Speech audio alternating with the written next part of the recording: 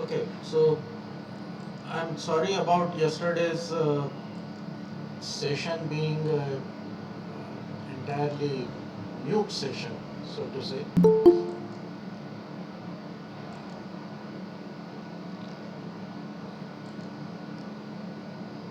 I hope today it's not an issue. Microphone seems to be working fine. Okay.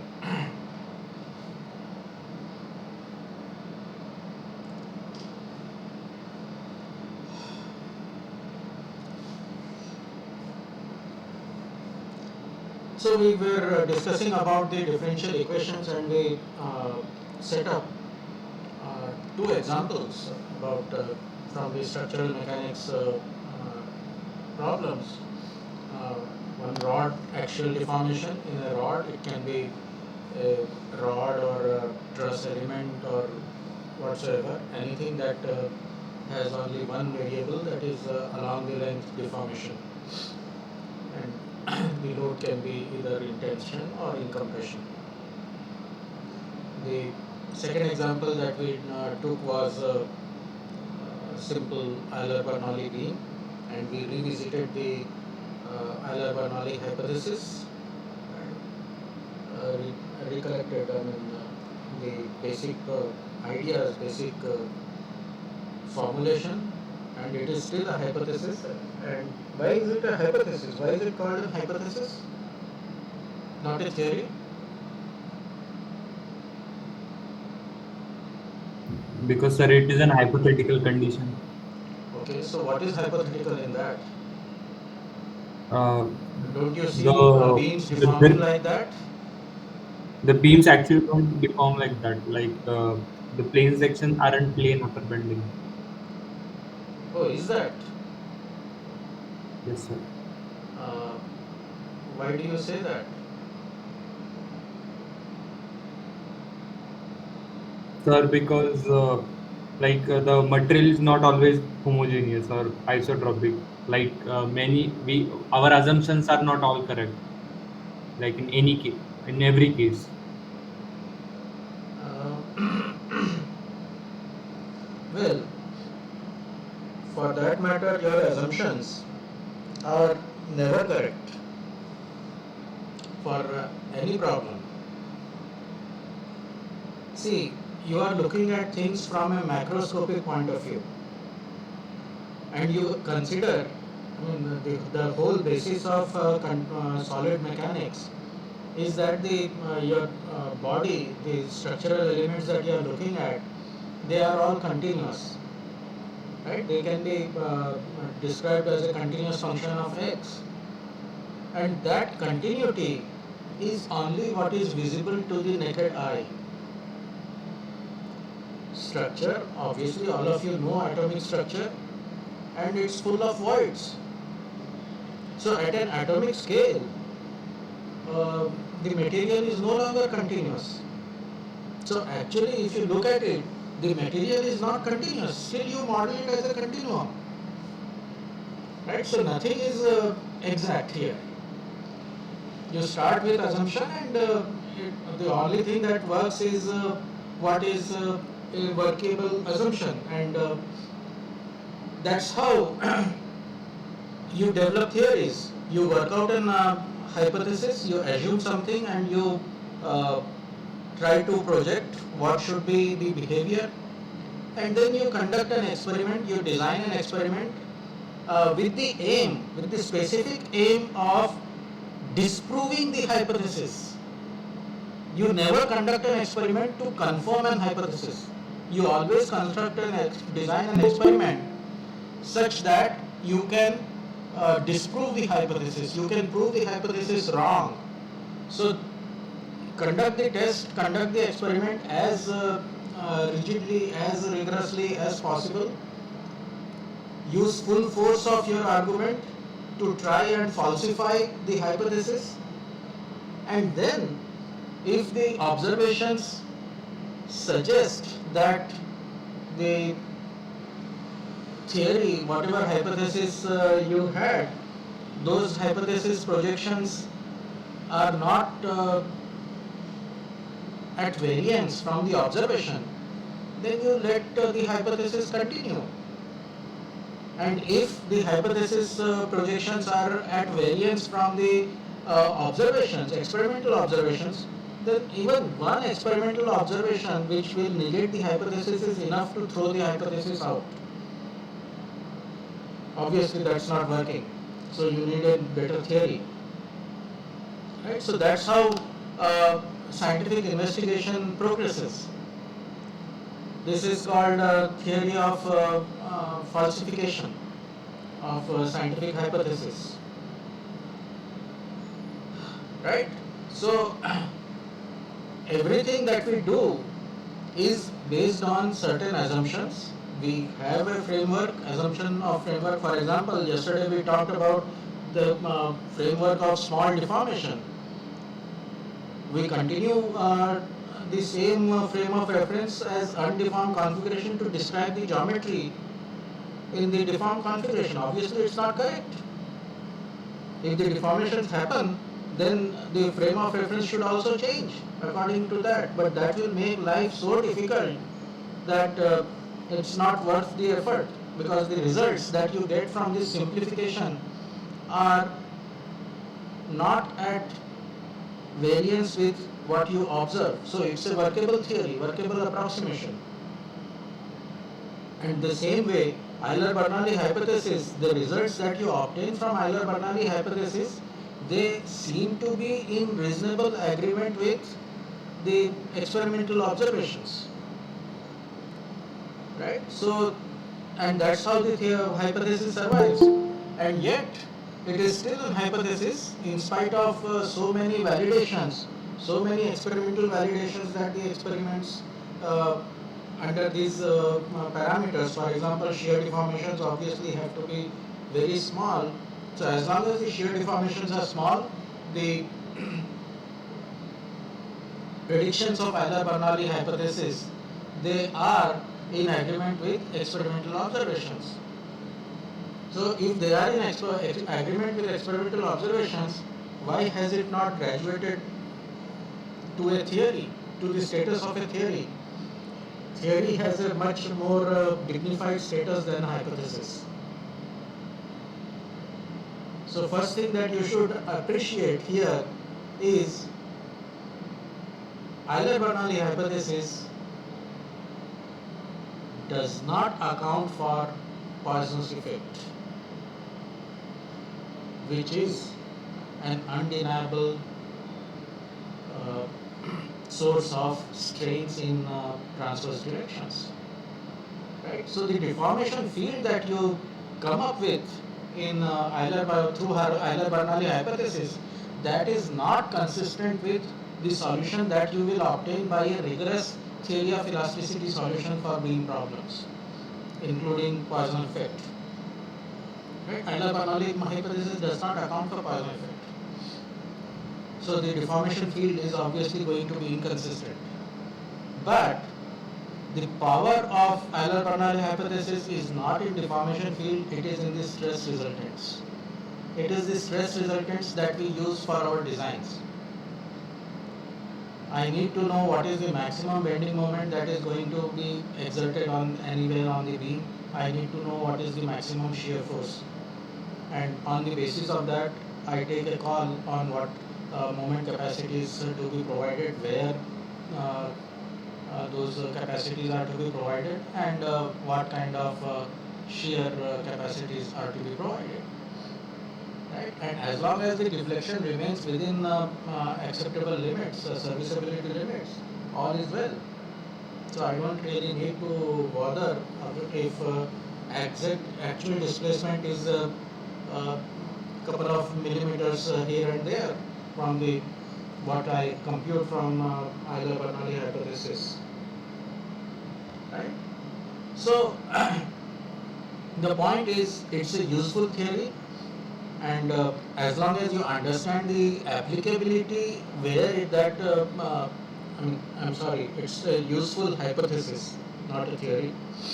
And as long as you understand, you are clear about the range of applicability of that hypothesis, where it can give you useful results and where it cannot give you useful results. it should serve you well. So where does the Euler-Bernoulli hypothesis not give you useful results?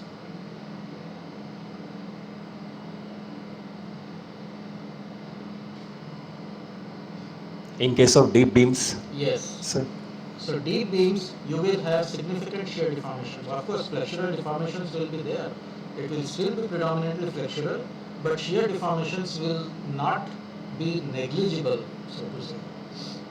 Right? And then this assumption that we had, plane sections normal to neutral axis remain plane and normal to neutral axis after deformation, that may not hold. Right? And when that does not hold, then the section rotations are not equal to the slope of the deflected shape. So section rotations have to be treated independent of the transverse deflection. Right? So surprisingly, it may appear as a complicated theory, but surprisingly the mathematical model actually gets simplified. We will see that. And so it's not it's not always true that if you go for a more go for relaxing certain assumptions, then you will end up with a more complex theory or more complex model. Sometimes you may actually end up with a simpler model by relaxing some of the assumptions. Okay, so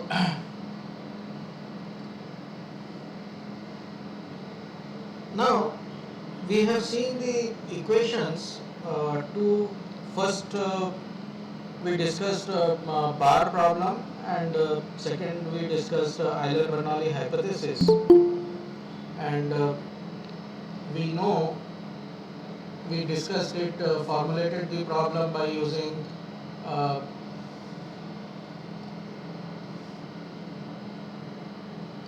equilibrium root, equilibrium statement.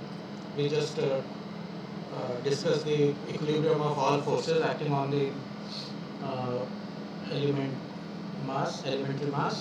elementary segment, and derive the continuum equation from that.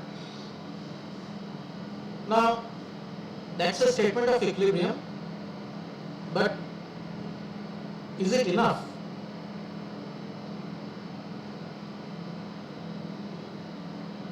Is equilibrium condition enough for structural mechanics problems, or for that matter many other problems?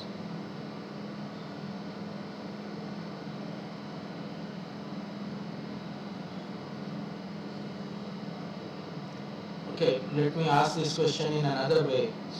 How many different types of equilibrium are you aware of?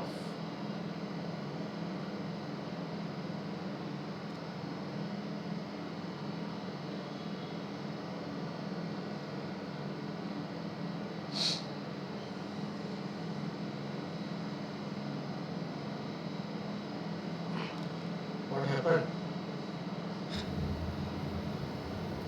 Sir, two. Yes. The three in case of two-dimensional. Pardon, pardon.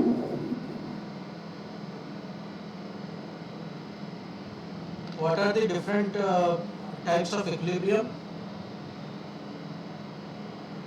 Sir, three in case of 2D. Sir, force.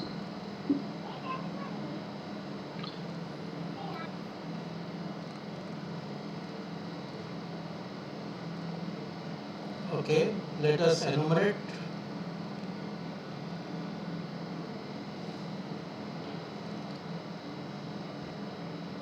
Tell me. Force equilibrium. Force equilibrium. Okay. Moment equilibrium. Moment equilibrium. Okay, moment is also a force, isn't it? Okay, let's call it Yes. moment equilibrium.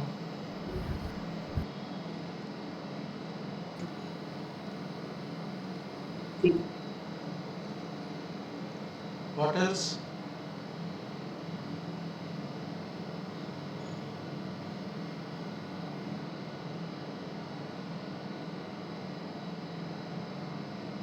Anything else?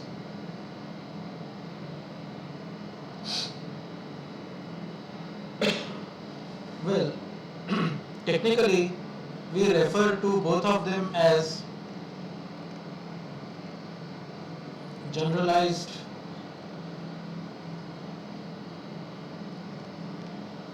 force equilibrium. Right? Moment is also considered as a generalized force. It's a see what is force? Force is action. Don't just limit yourself to the concept of force that is either push or pull. Right? In Newtonian mechanics, force is anything that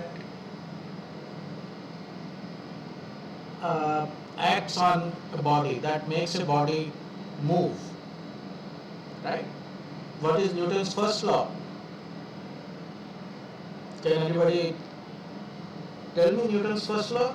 I mean, we have already discussed second and third law, so it's appropriate that we should not leave out the first law.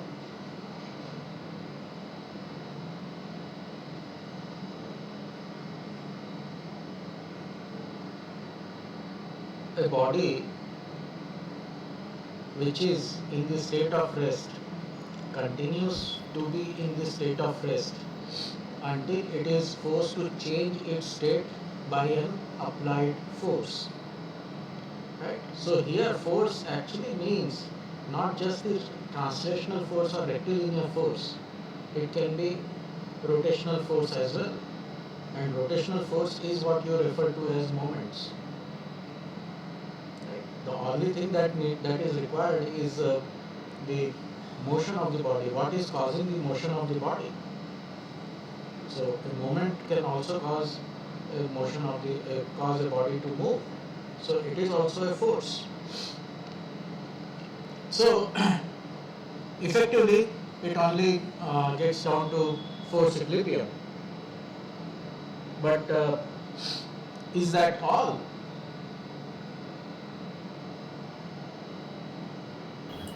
Sir, static and dynamic equilibrium. Well, dynamic equilibrium is, that's what we dealt with. I did not say that. Maybe you will get to know about it in theory of vibration course. What we did was invoking D'Alembert's principle, where uh, by treating that rate of change of momentum as a fictitious inertia force, it allows us to use the principles of static equilibrium. And we consider static equilibrium to hold at each instant of time.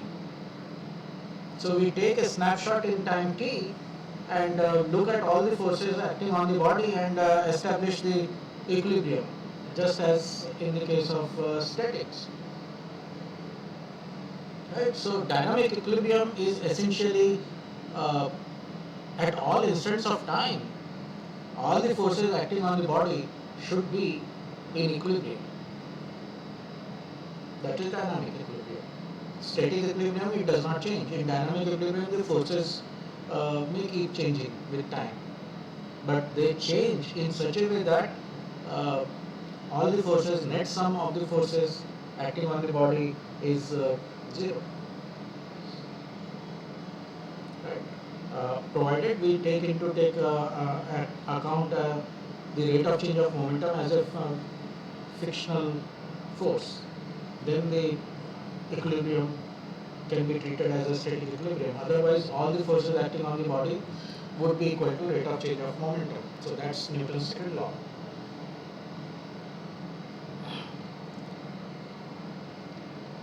Okay, so what you are forgetting here is probably what you must have come across in your applied mechanics course. There are three types of equilibrium. Stable, unstable, neutral. Stable, unstable, and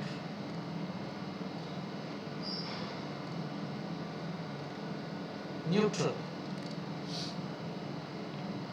right? So what does the stable and unstable and neutral equilibrium signify? What do they signify? Or how they are different from each other? So all of them are in equilibrium. So all these three are essentially equilibrium. So the forces acting on the body, they are exactly balancing each other. That's the whole concept of equilibrium, right? So what is different in these three equilibrium states? Can we can look at it from the mechanics point of view? Are we looking? Will we be satisfied with any kind of equilibrium here? If the forces, if the differential equation that we dealt with, uh,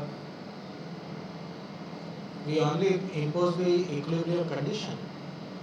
So let's say if the solution comes out such that that equilibrium corresponds to unstable equilibrium, will that be acceptable to us? No, sir. No, sir. No. Good. So why do you say that?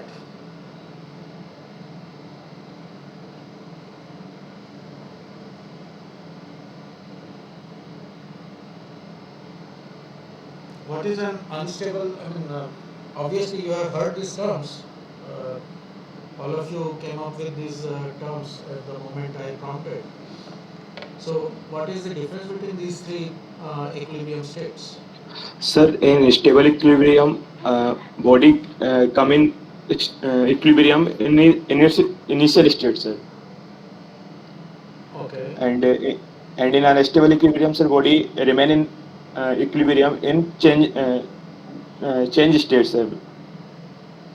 And in neutral equilibrium, sir, body lives in, sir, equilibrium in which state sir जिसमें अपन उसको कर देते हैं मतलब sir जो force लगा के displacement दे देते हैं. Okay. Fine. See, the easiest way to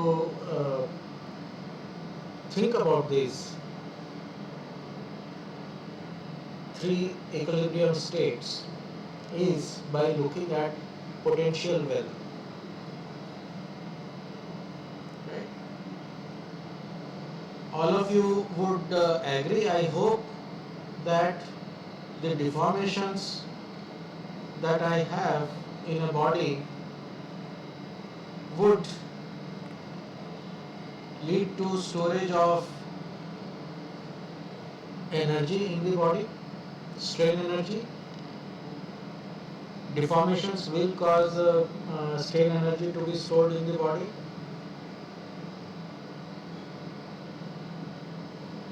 भाई एक स्प्रिंग को Yes, sir. आप खींचते हो, if you stretch a spring, what happens in this to the spring? When you stretch the spring, you are exerting force on the spring, and it is stretching or compressing, whatever. So what is happening in the spring? It will try to regain its position. Yeah. So how does it try to regain its position? By virtue, what is it? What is the Strain driving energy. force? That's the strain energy. So when you work on the spring, when you apply force and cause stretch in the spring or deformation in the spring, you are, whatever work you are doing, that is being stored in the spring as strain energy of deformation. Right? And when you remove the force, the strain energy is released, and that's how the spring comes to its original position, undeformed configuration. Right? So any deformed configuration, so any deformation is associated with some state of energy in the body. Right? Some kind of energy is stored in the body associated with every deformation. So let's say on the x-axis we have deformation configuration, on the y-axis we have this potential energy configuration, potential energy associated with the each deformed configuration. So obviously different deformations would have a different kind of potential energy associated with it. So let's say this is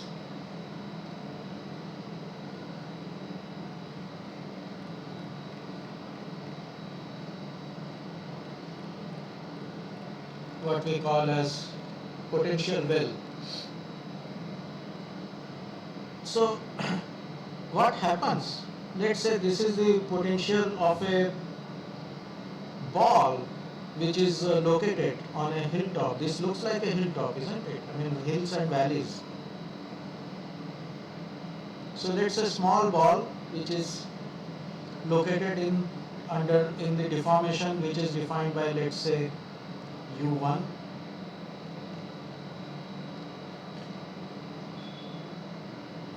u2,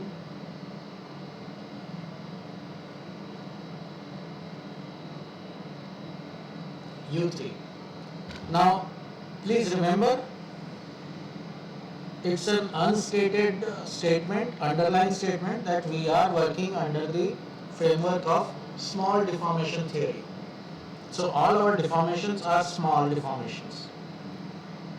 So now tell me, what happens to this ball or these balls located at these three different positions? What happens if the ball is nudged slightly from the position u1?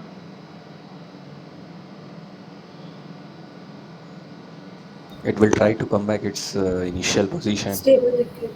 Yes, it will come back, right? So what you can see here is corresponding to u1, the potential energy of the ball is at its minimum.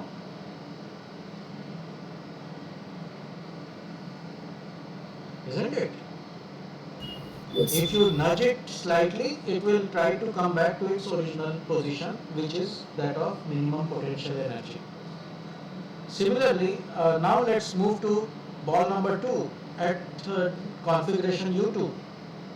What happens if you nudge it slightly?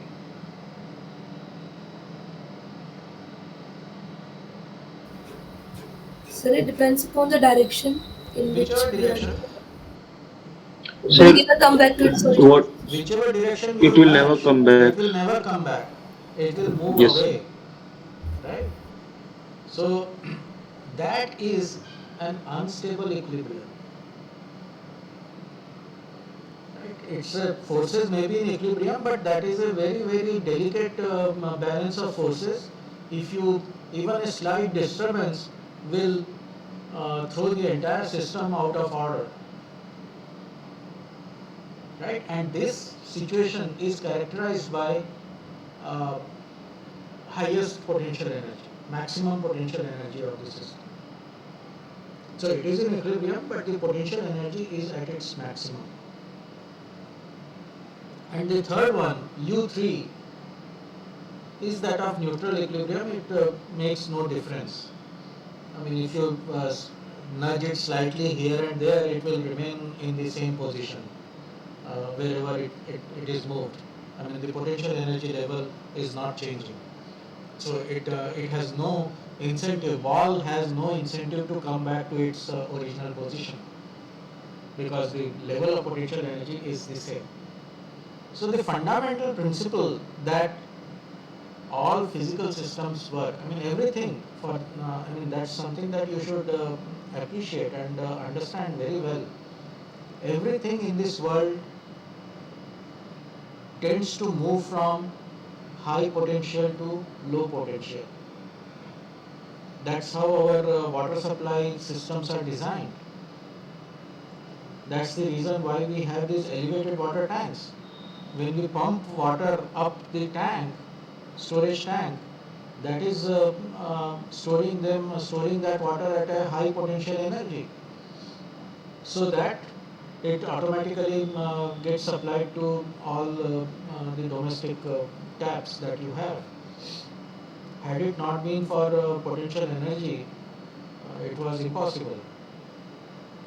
Now you have this Ganga canal starting from Haridwar and going all the way up to Kanpur. Now this canal, obviously the water flows from Ganges and that has to be a natural flow. So that has to the canal has to maintain the gradient so that the flow happens because of this potential. So water moves from higher potential to lower potential. Similarly, your electric supply current moves from higher potential to lower potential. Your distribution stations, they are at the transmission system, the power is transmitted at a very high potential. Then your local substation will have 440 volt kind of substations, distribution stations, and then it comes to your locality transformer. There it is again step back to 220 volts, and from 220 volts it is supplied to the domestic level. So unless you have this potential difference, there is no way current can flow in one direction. You want the current to flow from generation or the power grid to the domestic line, not the other way around. So that can only be ensured if you maintain that potential difference, right? So the concept of potential is very important, very crucial, and therefore the stable equilibrium configuration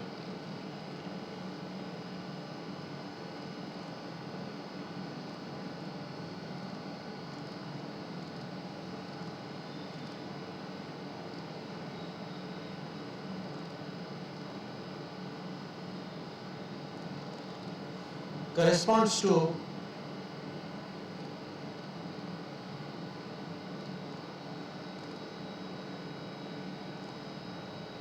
the state of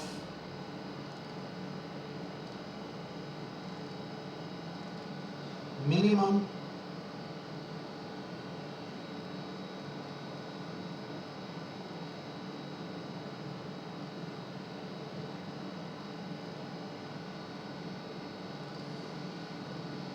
potential energy. And you understand that potential energy, by the very word potential, it depends on the position. It's a function of position, right? So different positions, the system will be associated with different potential energies, and the equilibrium, stable equilibrium configuration in the neighborhood of that will try to achieve. The system will try to achieve a deformed configuration which uh, attains, or which under which the system will attain minimum potential energy.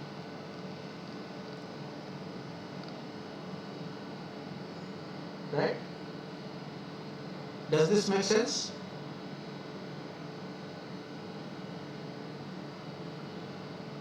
Yes, sir. Yes, sir. Okay. Yes. And the unstable equilibrium would correspond to the maximum potential energy. Even slight disturbance would uh, send the system out of control, so to say. So it will be a completely unstable system, just on the verge of instability, right? And neutral equilibrium is something we do not encounter very often, very difficult to achieve that state. But theoretically it is a possibility, and we have that. So how do we define this? How do we achieve? So when we talk of solution of differential equation, the equilibrium state, what we are looking for is the stable equilibrium configuration. We are not interested in achieving equilibrium of this type, unstable equilibrium. We are only interested in finding out what is the stable equilibrium, and it may be very much possible that there may be several possible minima. Uh, for example, it may be possible for this to go even further.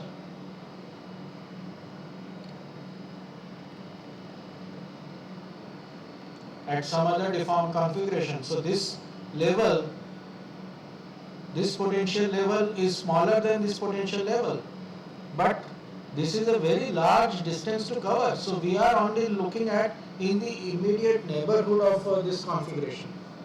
So that's again emphasizing the importance of small deformation.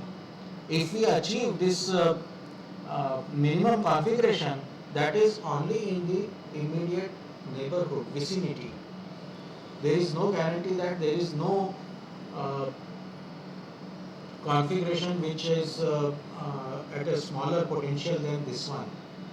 There might be, provided some potential configurations might exist at some other deformed configuration which may be very different from this, right?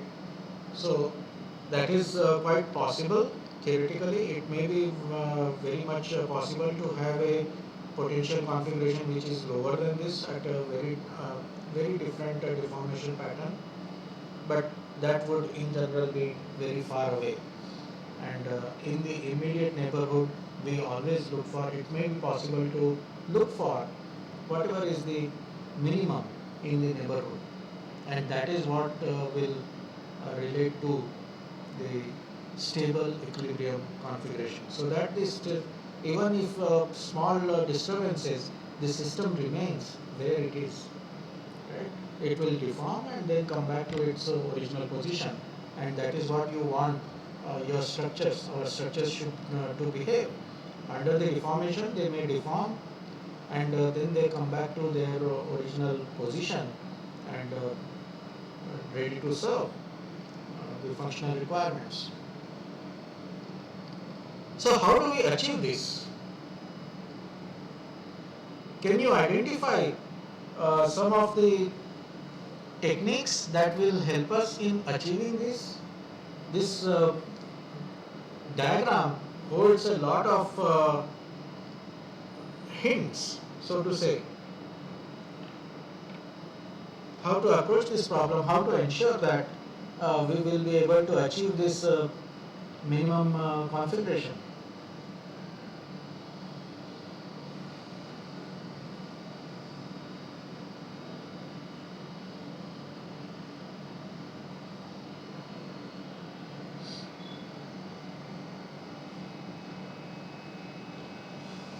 Recall your By taking yes. double derivative of strain energy with Yes. respect to With respect to position, position. uh, height. Yes. Sorry, sir. So yes. So not the double derivative. It is rather difficult. First of all, how do you? I mean, position itself is a function of x, right? So how do Yes, you sir. compute the derivative? We can also find the position by taking net force is zero, means single derivative. I mean, you are on the right track. We are looking at, I was hinting at the theory of maxima and minima in differential calculus. So I hope all of you can recall the function maxima and minima, how are those related to variables of function? Yes, sir. What is the necessary condition for minima or maxima? Sir, first derivative should be 0. First derivative should vanish, right? Now the problem here is this is a function of another function, right? So this potential energy that we are talking about, what is the argument here?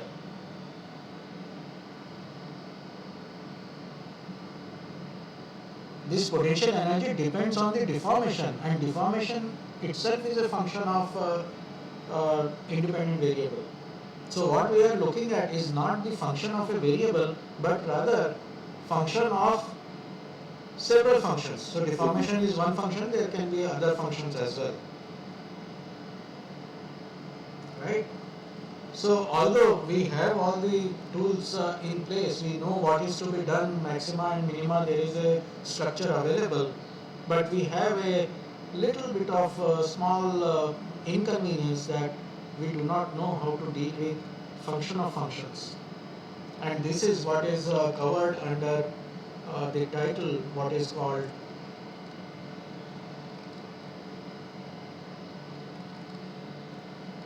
variational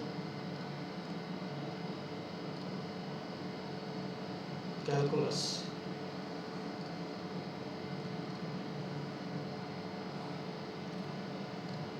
So we will discuss this variational calculus in our next lecture tomorrow, and until then you can try and figure out or try to find out what do we mean by this variational calculus and what is it involved. Just try to go through whatever you can, and there may be, you may find several interesting discussions on even on Wikipedia pages. Okay. Sir, tomorrow is off now. Oh yes, tomorrow is off. Fine. So tomorrow, whenever we meet next, so Tuesday. Fine.